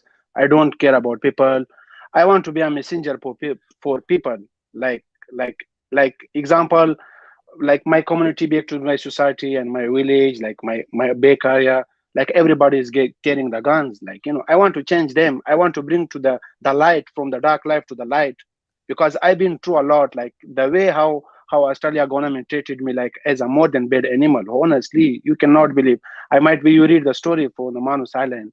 It's horrible. Like and I've been through, and that's how I learned many things. How, like, I don't want to give up on something. So I was like 13 years old, and when I started the sports in Pakistan, and I play Kyokushin karate, and I've been to Pakistan kickboxing national team. Like I wish the Pakistan government treat me like as a good fighter, but there is politics. Like as a Pashtun, like we are very weak, very small society, very community, and that's how, like people been through a lot, and that's they their life change, and they go different countries, and then somehow but I still didn't give up. Like I make it, like thanks to big FC, thanks to the USA country, like they give me a big opportunity. So Yeah, you got this opportunity, so you're gonna make the best of it. Outside of your fight, man, like what actually brought obviously you being in MMA is what got you here, but what brought you to what kind of gravitated you to BKFC? Not everybody is made to be a bare knuckle boxer. Not everyone's made to be an MMA fighter. Takes a special kind of athlete, a special kind of mentality to go in there and do that type of stuff. So what makes you think that you have what it takes to do that? Just some of that stuff that you've already kind of been through in your life, So when I arrived to USA, so first, like in the North Carolina 8 months ago, so I started training with the Marcus Davies, like the UFC former fighters. So I was fighting there, and when I seen, like in the Facebook, like Instagram, I follow, like I like the BKFC game. Like when I seen like MMA games, like different kickboxing, like I used kickboxing, MMA, like I did many things, like so when I seen the games, so I thought this is the real promotion. This is the real game. Like people, they fight for, like, bones to bones, like, for the blood.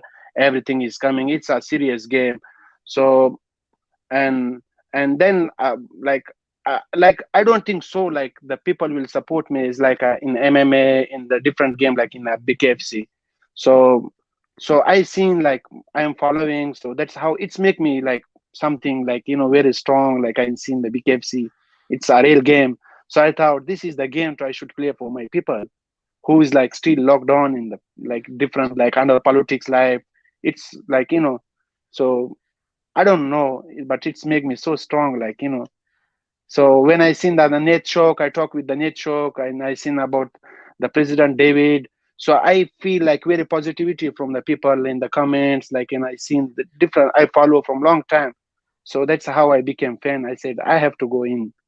So I think I'm lucky. Hey man, you take your opportunities where you get it. You got their attention. You got the fight here with Chris. Now, I got to ask you. I seen that you're here from Philadelphia. Where you are you just staying here? Where you training at? I train by myself, and I train with the different coach. Especially, I train one day with coach and one day with myself. So I train in 3 gyms. So I one day I go to one gym in the boxing, James shoulder gym in the, I think, in the East Philly. So there is professional boxers, and I spar with them. And there is the coach name is Bam Bam. He's very famous coach there. So I train with him, and then I go to Malik Fitness Gym by myself the second day for my relaxation, my own work, and then sometime I go to Planet Fitness to South Philly. So I go around. So I'm excited, like the way how my opponent work hard, like, in the jungle cave, whatever. But he doesn't know how I am working very hard. I work more than him, more than everyone, because I have so many thoughts in my mind. So when I go to training, when I change my clothes, so I just, I do very hard work. I mean, I've seen a lot. You're talking about Chris and his videos. He's out there with Elvin Berto out there in Puerto Rico in the jungle. He's been working hard, ever since his last fight out there. Obviously, you got a lot to prove here. Obviously being the new guy here. Are you looking to kind of still a little bit of Chris's thunder? He's been one of these guys. He's become kind of a fan favorite here at BKFC. Well, like, he has own fans, own supporters, like whatever, but I seen sometime he's supposed to come to my Facebook, like, he do own things. But the thing is, like, whatever you talk, whatever you show pictures and blah blah like this, it will not work in the ring. Like, every person came from different life, from different way. So I fight for my own thoughts, and he fight for, like, him thoughts. He fighting for something, and I am fighting for something. So, like, I think my thought is like what I am fighting for. It's very strong. Hey man, I could tell you got something going on here, man. It's gonna be it's one of the things I like this fight. I already said that.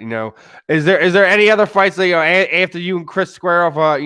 What's gonna be the fight that you're gonna be looking forward to? Well, like, I have to, like, like who is the next? I know, so I want to find it. Like, he's supposed to fight with the Hem Ghazali from Israel. So I have to fight with him. I want to take with him. That's my own feelings. You want So, you want the kid from Israel? Is that what you're saying? yeah, like Ghazali. Yeah, Ham Ghazali. So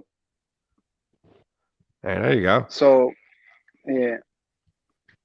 Now, you say you don't have any sponsors lined up for anything like this. Is that kind of a rough thing for you, or is it just you're always this guy that kind of does it on your own? You've been kind of the lone wolf, kind of sharpening your sword by yourself. and gotten used to that, or is it just, you know, it's not you haven't gotten to the chance to kind of develop those type of relationships to kind of have the you know, the consistent support that you see a lot of the other athletes have? Honestly, I am telling you the fact. When someone been through a lot and he doesn't know anything, so in my mind, I don't know anything. I don't know about sponsors and I don't know these things, this business. I lost my mind. I want to recover myself and I want to fight for my people. Like I want to show, like to become, recover my memory. Like when I came 8 months ago here, I follow the BKFC and I meet with the David, with the net show in the office.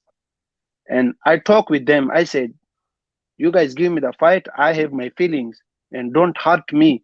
It's my dream. It's my own dream. I fight when I was 13 years old. I started, like, I'm hot from back to Pakistan. Like the Pakistan government kick out me from the team because I was Pashtun. And like there is the Pashtun community very small. They don't support. That's the fact, you know. So like I hurt a lot in the sports, and I didn't like when I lost memory back to like under political game for last 8 years. So I, like, you know, it's very hard to understand this, the business, like sponsors, like these things. But that's what, and they give me the short notice. They said, hey, you have fight with the Chris Sarro. So I just stopped my job. You know, I was very hard from the BKFC, and they canceled two time my fight, and then I started my job and I was driving truck.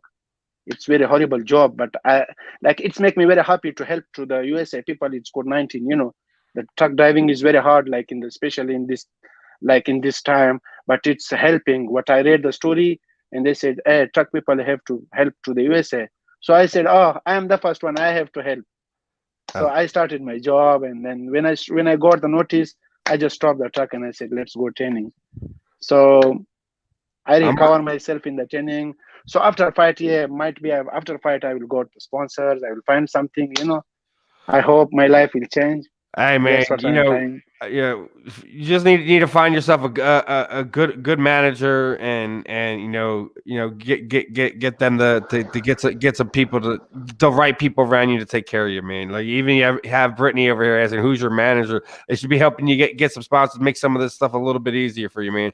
And I know it's rough. Yeah, I'm patient. Like I will use my spend. I will spend my own money, but it's okay for me. Like I spend a lot I will use like my own money. I'm a patient person. I was 8 years patient in the cage and the fences around. It's very horrible, honestly. Like, you know, one day there was in 1 year, like, you know, like if I lock you in some, like I if you lock up in under political game for many years, not for many months, not for a year, for many years, your mind will like off, you know, you doesn't know anything. So I'm a patient person. I will wait. Well, you got Brittany already hopping in here in the chat, said 100% she'll sponsor you. She'll talk to you in Alabama. Yeah. So I feel good. I hope the good people will come to me. Like I said, man, I think what I think, man, especially for you, Eaztullah, is just when this fight happens, when some people hear your story and see what you're doing, seeing what you've been through, and see what you're going through right now, you're gonna have trouble figuring out who to let in. Yeah. I mean, dude, you have one of these stories, man. It's just like people gravitate to, you know. I mean, it is one of the reasons why I brought you on here, tonight. You know, obviously, you know, you're from our backyard here in Philadelphia, so I definitely want to give you a little bit more love here. Obviously, us being you know, one of the major media platforms here in Philadelphia, want to make sure we got you on here talking your fight. You know, obviously, guys, if you haven't already, make sure you head over to BKFC app. Make sure you head over to the fight app, because you don't want to miss this guy's fight. It's gonna be fun. It's gonna be fireworks, and on top of all the other main attractions that you have on the card. Exactly. Yeah, it will be blood, I'm sure. Yeah, you heard of there will be blood. Yeah, I want to on my face. Like I feel very strong. Like I feel very positive. Like, you know, I have to go like very strong. Like doesn't matter who is front anybody of me. how about this one? If anyone who hasn't seen you fight, and this is the fight they're going to tune in and watch, when they watch you and Chris step in there, what should they expect? Pardon? I said, if this is the first time somebody's watching your fight, right, and they're gonna tune in and watch Chris fight next Friday night, what should they expect? What should they tune in and see? Well, they don't know me. Like a lot of people, they don't know me. Like especially like Chris Sarro, he doesn't know my game, who I am. He doesn't know because I never play BKFC. The thing is, like, if you play MMA, if you play kickboxing, if you play boxing, it is different. But if you play like BK bare knuckle, it's very different. Like once you play the game, you will never change the style, the position. So I know Chris Sarro. He's very I know his game, honestly. So like they should expect me. So yeah, they should expect me. I will be a winner because I'm very strong. So I believe that I will show to the people. I will show to the people. Like I fight for feelings, not for my mind, not for talk. I'm not like other fighters to talk too much, like training little bit, talk too much. No, I play from heart. So that's what I feel positive. I mean, like you said, he's got some things up his sleeve. Nobody has really any tape on him. No one's gonna know what to expect. He's the underdog, and people need to stand up and see. So we're gonna see what Eaztullah Kakar is gonna do. What I typically do right before we wrap things up here is kind of throw the proverbial microphone over you, man. Anyone you would like to thank, anyone you'd like to give any shout outs to, anything you want to say at all before we let you go. The time is yours, my friend. Well, I thanks too much to all the USA people. Like now, like you people are following me and finding my stories. I know I cannot hide anything. This is social media. So I feel so much love. I will be representing Pakistan in USA, both of countries and both of flag on my shorts. That's my message. And yeah.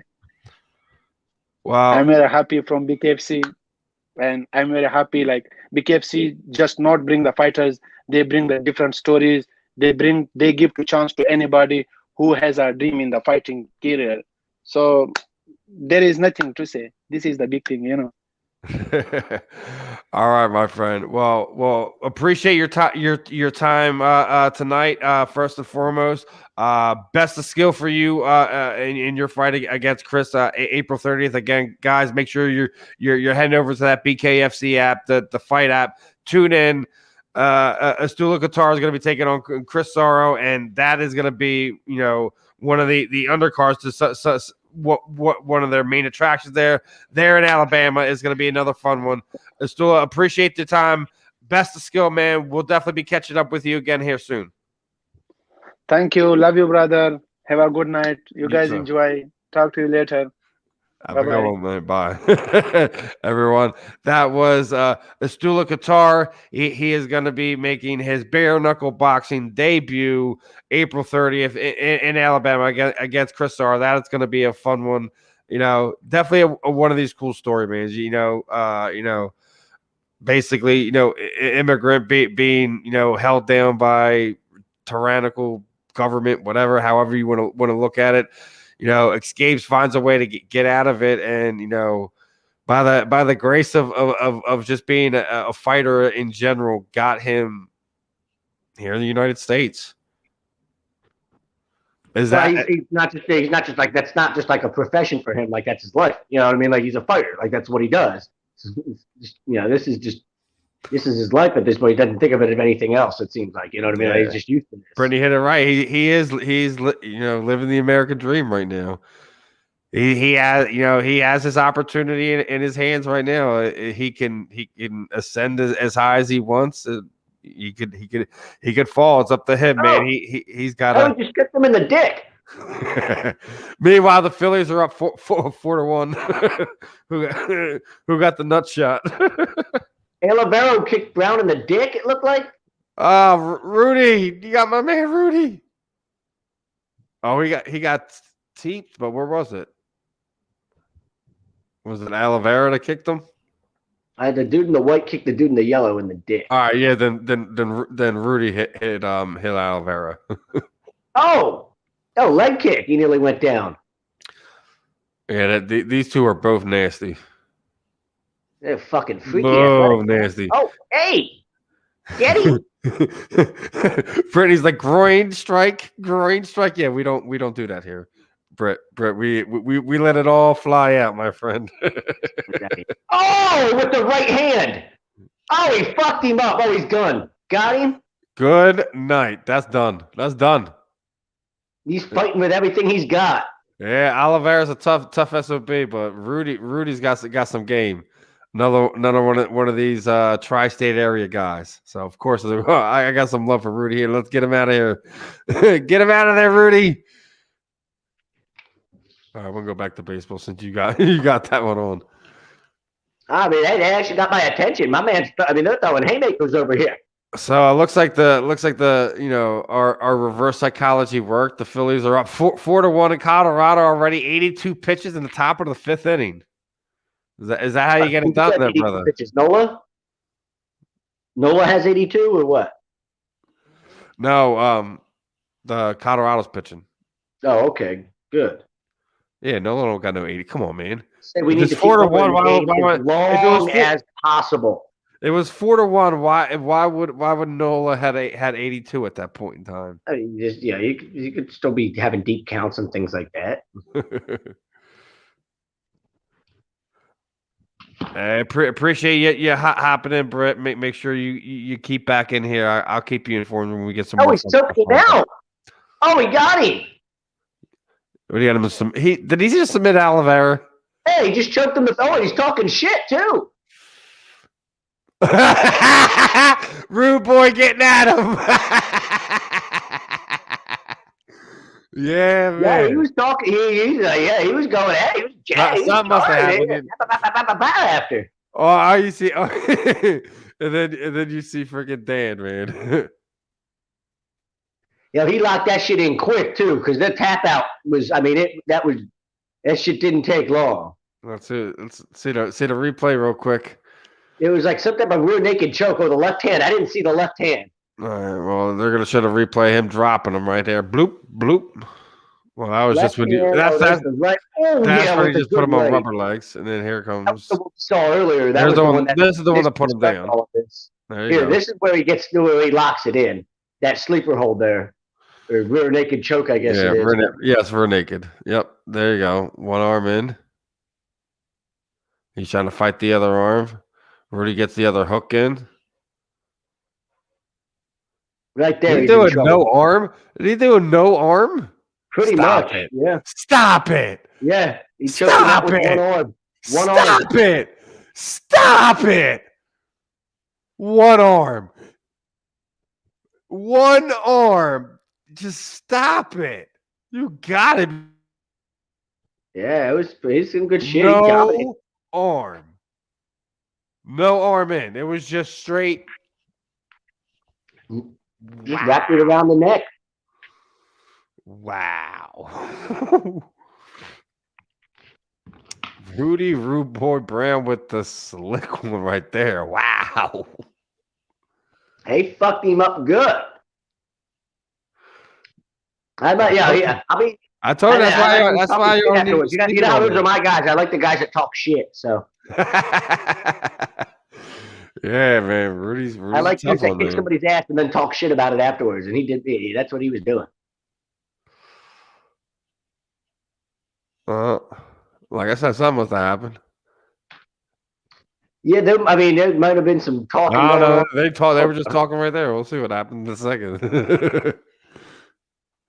And he's still saying that there's. Oh, yeah, there's some beef there.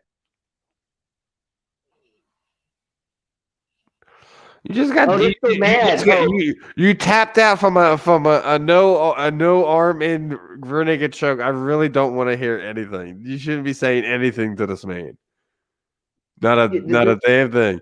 Dan Mergliata's got to sit here and listen to these two knuckleheads. There might be some beef. Wait, listen. Let's see what him and Rogan are gonna have to say. Oh, wait, no, he shook there. All right. Is Rogan asking him? I got it on mute, so.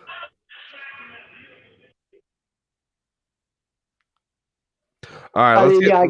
yeah, I guess when you get kicked in the dick, there kind of is some, But dude, it wasn't dude, it really wasn't there, dude.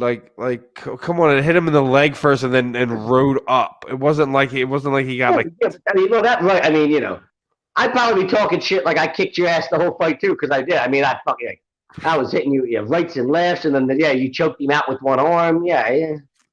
Do we want to do our last 3 picks for the last 15 minutes, and then go over some last few things before we let these people go? We could do whatever you want, Steven. Whatever I want.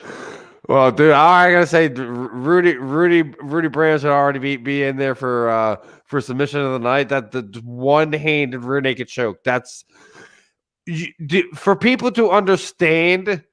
When you get a rear naked choke, it's supposed to cut off both of these arteries here, and your other hand is supposed to lock it in to kind of cut off this artery, the second artery. So. What basically that is just world class crushing power. So what you're saying is he's got freaky strength. He's a phenomenal athlete. Yeah, listen, to be able to do with one arm is just you have some crazy crushing strength. That dude, you need to watch out. If he gets a hold of you, that's scary. You know what I mean? I was like, you want to have a freaking wrestling match with a bear, full-grown bear? That's basically, most people don't want to do that. So, all right, let's get back into this. We're doing Chargers, Vikings, and what? That would be either New England, if we would say they're still there. Yeah, the Vikings that would be 14. Yeah, I mean it's you got a majority of guys that all could go right there in that possibility. J.C. Horn hasn't gone on my board yet, I don't think. So, I mean there's a possibility. I thought we said no matter what, either Horn was going to go to on the Dallas. Yeah, on 10. If it was either Horn or whatever, he would be going there. So still, you got Vera Tucker, you got Christian Darrisaw. Caleb Farley. Well, yeah, we're still at 13. So, what? Don't the Chargers still need offensive line help? Well, yeah, 13. I said I had the Chargers taking the other offensive lineman. So I guess Slater. I have them taking Vera Tucker. Slater. Well, I already have Slater off the board. I believe I'm doing Slater off the board, so I've got them taking Vera Tucker. All right. At 13. I still think they're going linemen. So either way, Slater, Vera Tucker. Yeah, exactly. If one of those other ones were on the board, I think we're all in agreement that no matter what, Chargers, if worst case scenario, would be the one team to be taking the second offensive lineman of the day. Yeah, second or third, depending on how it all plays out. Yeah, like I said, depending on how you pick it, because I think it makes sense because Herbert, you got the young quarterback. You always want to try to protect them, and he put up good enough numbers last year with the weapons there. It seems like you got enough weapons, right? So you said, okay, what can we do to make his life easier? You have now. Let's just say that is what it is there. Now you look at 14. What do you have?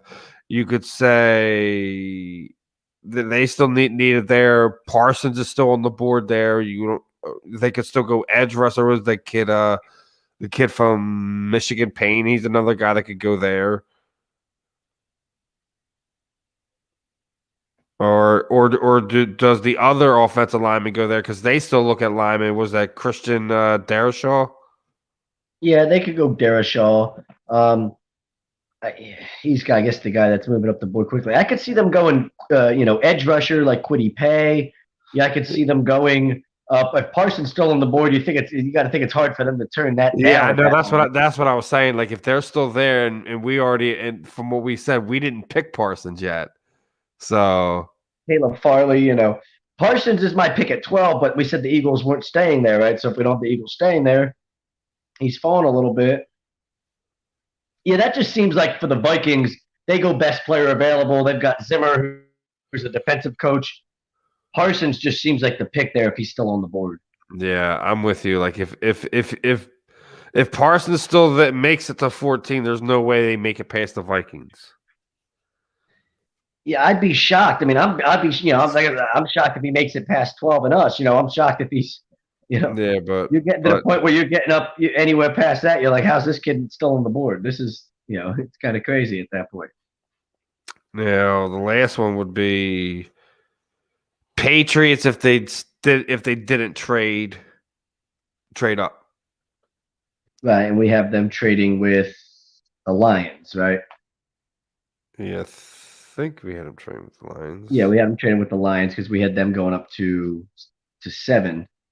Yeah. Trade with So the Lions. that's where we'll have Detroit pick in there since we Detroit both picking agree that at they would 15. probably move up there, right? Yeah, we just like the idea of them moving up there, sure. Now, where do you see the Lions going there? Well, So they could go now if Parsons is going, do you see back-to-back linebackers there? I could see the Lions pot if Devontae Smith's still on the board, which I obviously still have him on my board. I could see the Lions going Smith because, they just lost Kenny Galladay in free agency, so I could see them going a guy like Smith if they feel like he's their best player. All right. Here's another one I'll throw at you. All right. The fact that they don't have a running back, Adrian Peterson just retired. You say the running back could go there? You say Najee Harris could go there at 15? No, I don't think a running back is going to go that high. And Dan Campbell I don't know. It just seems like, I don't know. The Lions are trying to start fresh. You're trying to kind of build something that, you haven't been able to build, pretty much ever in your history. You're just a good way to do that. Let's go best player available and not overthink it. And, you just made the trade for Goff. You just lost your best receiver. So, Galladay, goes to the Giants. Maybe drafting a guy in Smith makes sense. It seems like we've had enough defensive guys go. So, yeah, I guess Smith makes sense there for me. Big play Slays back in the house. What's up, my man? Always love catching big play Slay on YouTube. So appreciate the love, brother. Appreciate the love. So that's what you think. That's what we're thinking for our top 15 is the best mock you're gonna get out of us. Zachary had his fun making a mockery of the mock.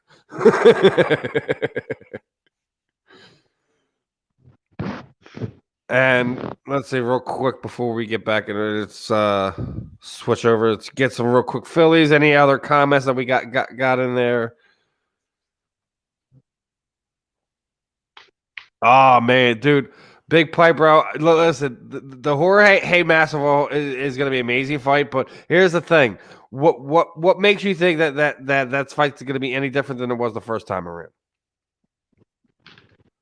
I just want to know, I love Jorge, and he's an amazing fighter. He's a fans fighter. How's he going to stop the takedown and keep Usman off him? I don't think it happens. Luka getting beat up. I'm watching the Mavs and Lakers game, and Luka Doncic has been arguing with the officials the entire first half and got a technical foul. Yeah, dude. Nola's here, bottom of the fifth now. He's only at 71 pitches. So the Phillies are still winning 4-1. Yeah, but they're threatening right now. They got 2 on, 1 out. Wow, there was no foul call on that. I can see why he's been yapping. Yeah, I just saw a replay. But yeah, man. As we're getting ready over the last 5 or 6, 7 minutes here or so before we get ready to wrap it up. Any other thoughts on the main cards that is coming up here for the UFC fights tonight? Obviously we're talking Usman and Masvidal. I think me and you both kind of agree that Usman's going to continue to do his thing, right? Masvidal is the guy that stepped in on short rest the last time, right? Yep. I do like him. I like his personality. What people tend to forget. You remember the whole Kimbo Slice thing with the whole bare knuckle boxing thing came out. Jorge Masvidal was one of the guys on there as well. He wound up making it to the UFC. He's legit, man. He is a fighter's fighter without. All right, let's see what Big Play got to say here. Here's the thing: they give it to Jorge full camp, which substantial. 20 pounds on a day's notice. Listen, man, I'm not sitting there saying that the short notice and weight cut thing didn't zap him and affect his performance. I'm just sitting there saying that from the way that you see him play, like I'm talking about on Usman's side of it. I'm not sitting there saying Jorge won't have a better game plan and a better performance than that. I'm just saying how are we going to see a different outcome because nobody's been able to figure out the puzzle that is Usman at this point in time. They haven't. And I don't think we're going to see one. But here's something I want to thought. You're having a not teammates, but management mates in Will Zhang, the champion. In the co-main event, is fighting Rose Namajunas, and the Colorado Rockies just hit a freaking 3-run home run. So tie ball game. Here we go. Unfucking believable. There we go, people. Rose Namajunas is trying to regain that strawweight title. Look at this bad bitch. Yo, she looks like she's fucking deadly. Who you watching now? You back on here now? Shevchenko. The bullet. The bullet. Well, I'll get to her in a minute. That's why I was asking you about the strawweight fight before we got to the flyweight fight. Yeah, wait till you see how big that girl is. Like, she don't look big, man. Jessica Andrade, she is a monster.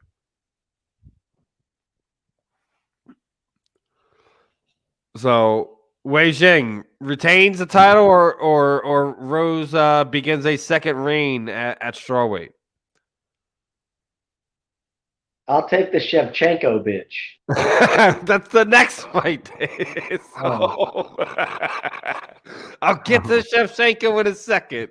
I don't know who's fighting in this one. All right, let me go back to. Okay. All right, let me go back to that one. That's what they're showing now. Now they're showing. So she's 21-1. Yeah, she's a strawweight champion out of China. She is bad. She's a bad bitch. She is, but the Rose Namajunas ain't no pushover either. No, she's the former champion. She beat Joanna twice. At the time that no one had been able to figure out Joanna. But here we go, man. So that's the co-main event. There's Rose right there. No, I think she's about to get her ass kicked by the Rose basically broke on the scene as a buck, man. As a buck, basically learned on the job. Became a world champion. Boyfriend, husband. Pat Barry right there, back behind her. I find it real hard to bet against Rose. I know Wei Yang is amazing. I will bet against Rose because she's about to get her ass kicked. I like the changes I've seen in Rose over the last 2 years. So say what you want, do what you want. You taking Zhang, I'm taking Namajunas. But going back to what you were just talking about, Valentina Shevchenko, the bullet. Basically, the only person to basically give Amanda Nunes any type of problems in the cage over the last handful of years is going against Jessica Andrade. And Jessica Andrade is basically a female version of Wanderlei Silva at 125 pounds. She's got amazing hands, real strong. Good base. Obviously, the Brazilian obviously has a decent jiu-jitsu base, but Valentina Shevchenko is just a different type of animal. She has her striking, her stamina, her cardio is just on another level, and I just do not know if Jessica Andrade is going to be able to put it together to beat her tonight. Then obviously, as you're seeing, they're pulling up here now. My man in a number 6 light heavyweight in the world, Anthony Lionheart Smith's going to get Jimmy Crute. That should be a fun light heavyweight bout, and then a long time coming. Since the Ring of Combat days, we're going to see a rematch. The former middleweight champion Chris Weidman's going to be taking on Uriah Hall there. That should be a fun fight. if you guys, you're missing us out here in a few minutes. So we're gonna be kicking things off of here, and make sure you check out the rest of the Phillies game. Obviously, I'm pretty sure the boys will be doing some live reactions. I think he's done. He just said no more, no Phillies game. I'm done. I'm going to sleep. He said he's going to sleep. He's done with this team right now. All right, fam. Well, about to put a bow on this one. Another fun one. I appreciate Eaztullah Qatar's time tonight. Again, fun story. Well, not fun story, but just definitely one of those things that kind of piques your interest, and must listen. Yeah, it's one of those things where you want to root for the guy, and it's tough because, dude, I definitely I love Chris Sarro. I definitely do. I'm not gonna act like I don't. Fun guy to watch, in the ring, in the cage, etc. So, real rough one. Is one of those ones. I'm taking the media hat off, taking the friend hat off, taking every hat off, and just say, have fun, guys. Give me a fun performance and leave it at that. We'll be back next week. We're gonna have some more fun stuff lined up. Obviously, it'll be some canceled yet. We'll have some post draft stuff coming on. We'll see what we got lined up for you guys. Hopefully, I'm working on trying to get lined up one of these new bare knuckle boxes I just signed. I don't know if I can get it for you guys or not. We'll see how it goes. Send some emails out. We'll see how it goes. Again, giveaways are coming out. I'm working on a couple cool interviews for you guys over the next week or so, month or so. We're going to be doing some signed jersey giveaway with some athlete interviews. Make sure you guys are subscribing. Make sure you guys are like the shows, hitting that follow button on Twitter, Instagram, whatever it is of your social media platform of poison. Other than that, you got anything to add to this, brother? We're gonna wrap this one up and get out of here. I hate the Lakers. Well, you heard it here. Mr. Bird does not like the Lakers. We will catch you guys next week.